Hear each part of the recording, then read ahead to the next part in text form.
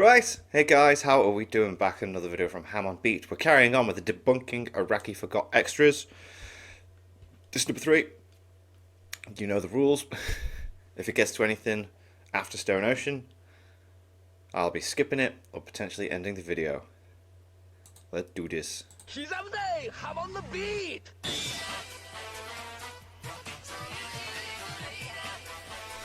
Let's see what we've got in store. Welcome back to Debunking Araki Forgot.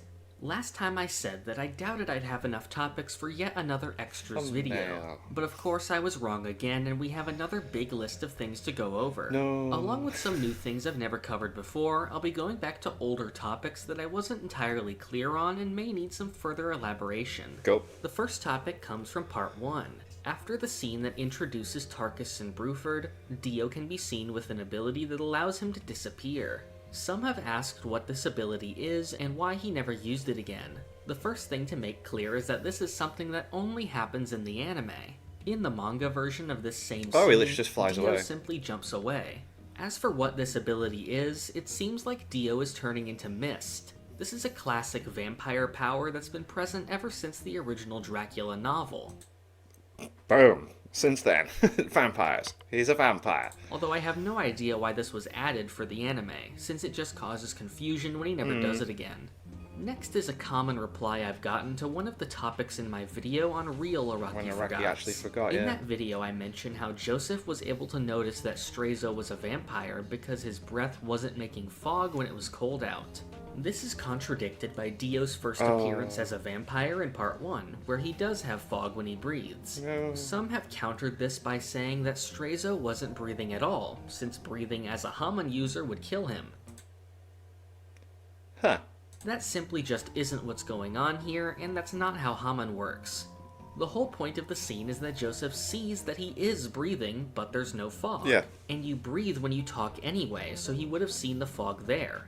Also, simply breathing doesn't cause Hamon to generate. The only way to Yeah, make if that was the case, everyone that breathes would use Hamon. Hamon Surely. is by using Hamon breathing techniques, which Straizo consciously does at the end of the fight to kill himself. I got a comment asking how in part 2, Wamu was able to know what the dynamite did when Joseph tried to use it against him. This is explained by the already established intelligence of the Pillarmen.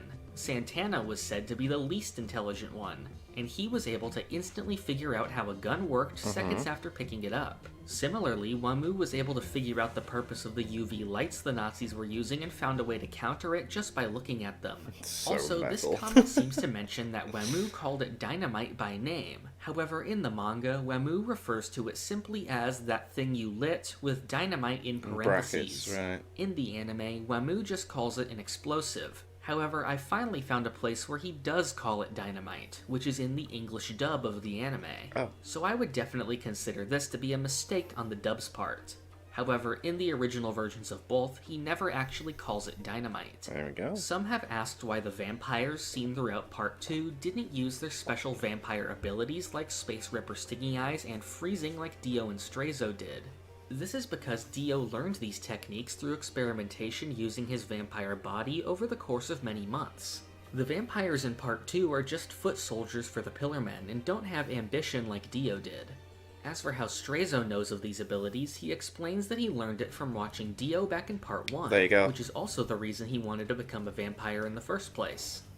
One comment I've gotten is related to Joseph's clackers, The clackers. making this the third time I've had to talk about these godforsaken things in a video. That's so funny.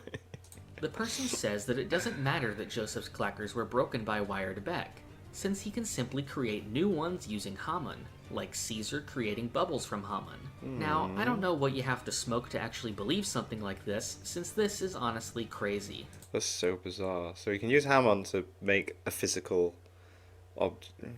This person apparently thinks that Hamon can just create matter out of nowhere and summon clackers. They also seem to be completely unaware of how Caesar's bubbles actually work, since Caesar explained this very clearly alongside the introduction of his ability. Caesar's bubbles are made from a soapy liquid that he uses to coat his clothes and gloves, and the Hamon is used to maintain the shapes of the keep bubbles it. he makes Yeah. with these. This one definitely fits in with the list of That's the stupider so comments funny. I've gotten. Oh. The most sought after object in part 2 is the Red Stone of Asia. which Cars wants to use to become the ultimate being. A lot of fans have asked why they didn't just destroy the red stone before Cars could get it. This was actually directly explained in a scene with Lisa.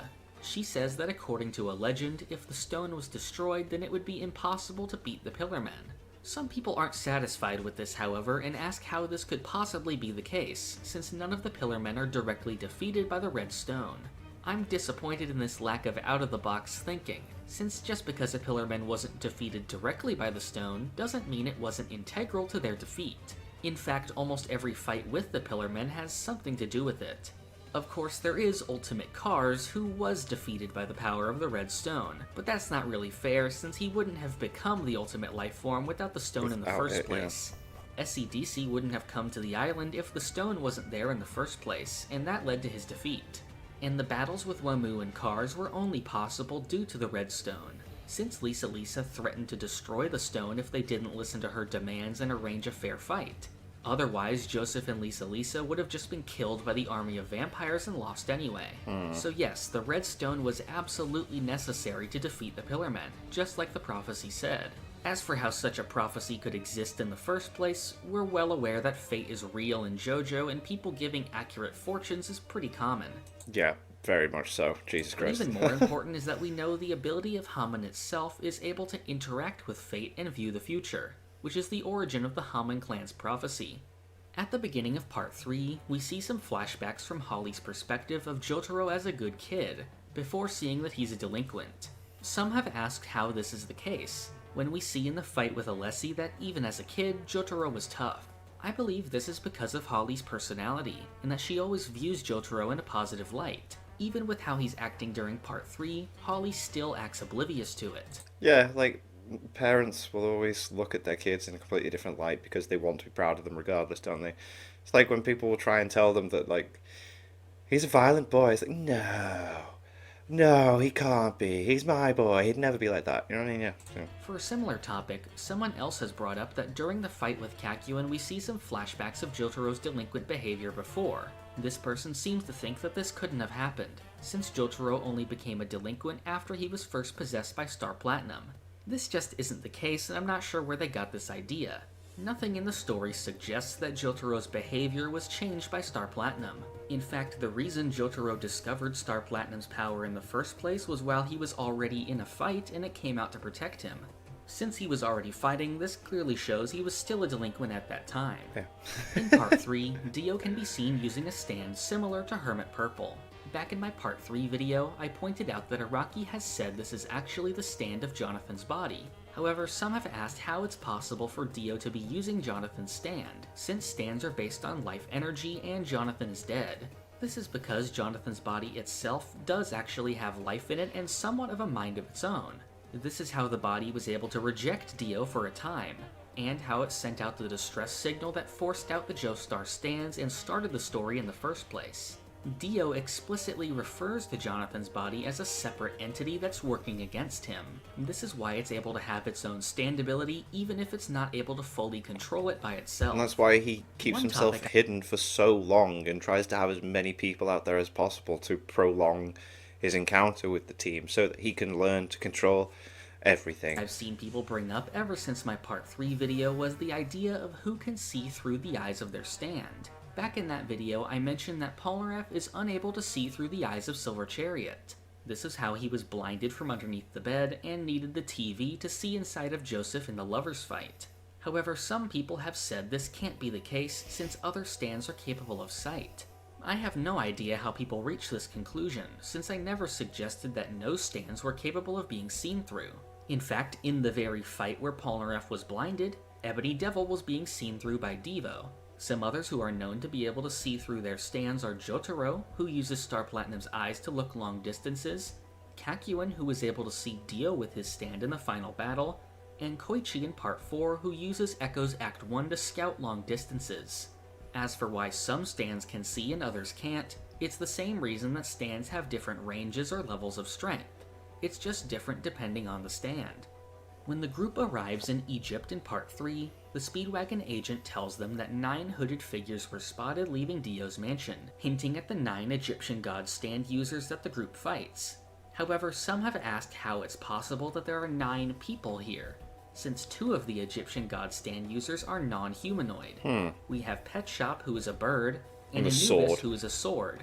For Anubis, this is clearly explained by the fact that someone had to carry Carry it, Anubis yeah. over to the location where he was found by Chaka in the first place. For the other, I think this hooded figure is actually Kenny G, one of Dio's other human stand user minions from inside the mansion.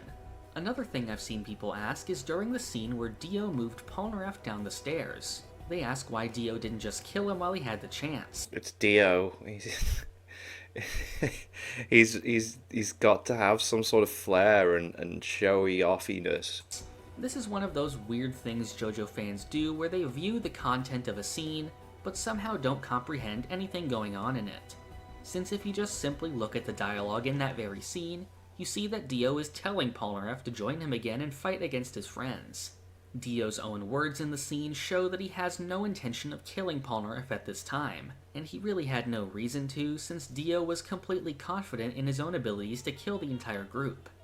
Some people have asked how characters are able to move when they're in time stop, since their clothes would be frozen in time. I have no idea how someone could just completely forget how time stop works in JoJo, since you can clearly see characters manipulating frozen objects multiple times.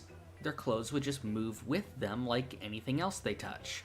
One thing I went over in my part 3 video was the idea of a stand's true range versus their effective range.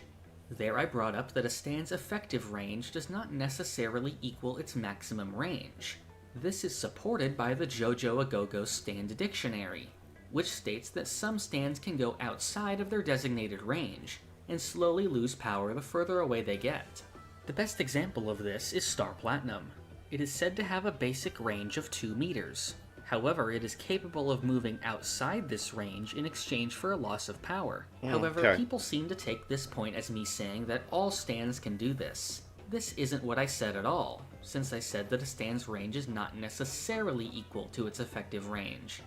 The 2 examples people bring up are Crazy Diamond, who was seen hitting its maximum range in the surface fight, and Echoes, who we saw hit its maximum 50-meter range in the sheer heart attack fight. But these don't contradict what I said at all.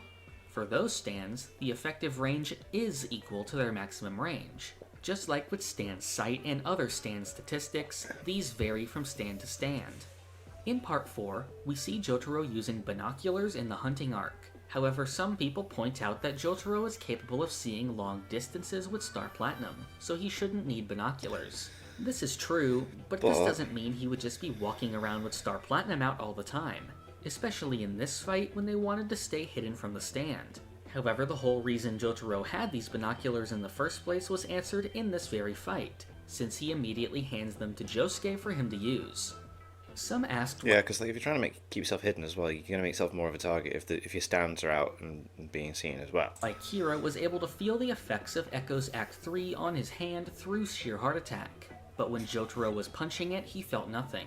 This is because sheer heart attack is an infinitely durable stand. Despite the little bits of cosmetic damage to it, the stand itself is incapable of actually taking damage, so Kira would be unaffected by any blows dealt to it. This is seen with a lot of stands with high durability. For example, Star Platinum is durable enough to punch through a wall, but Jotaro himself wouldn't be.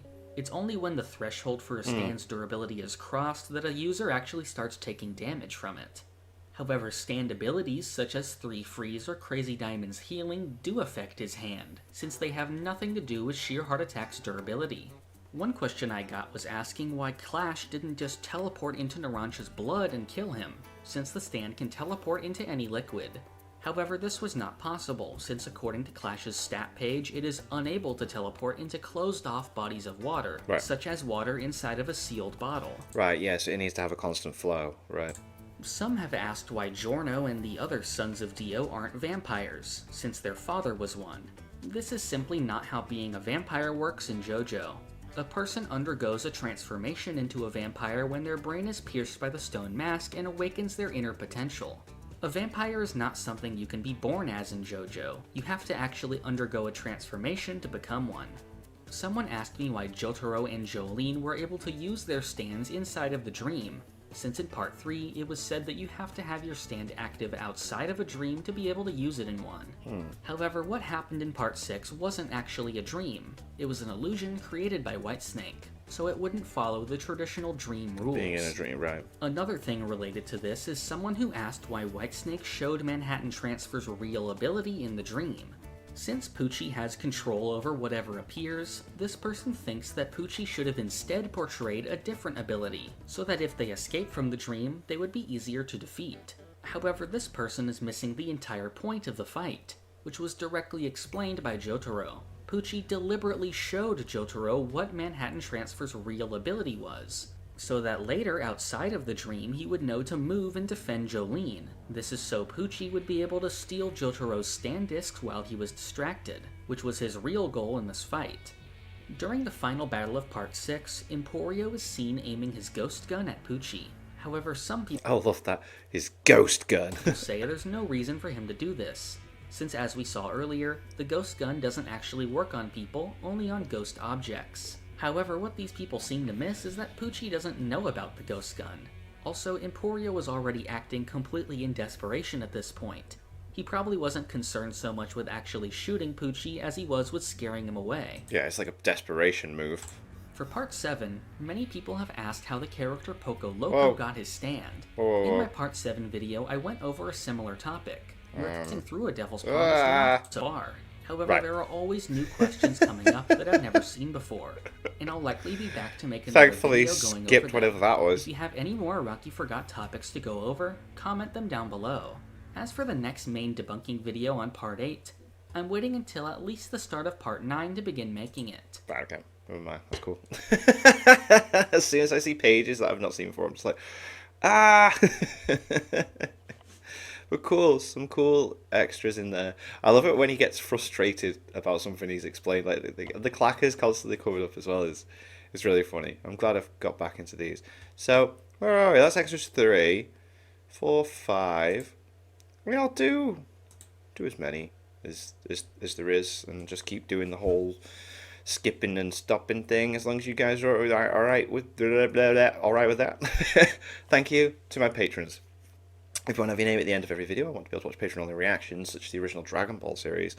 Link in the description to the Patreon page. $1 a month is all I ask to help support the channel. It's greatly appreciated. Thank you very much for that. And thank you all for watching. What do you guys think of that? What do you guys think of this? Click like, subscribe if you haven't already. Leave comments down below. Let me know what I should watch in future videos. And I'll see you guys next time.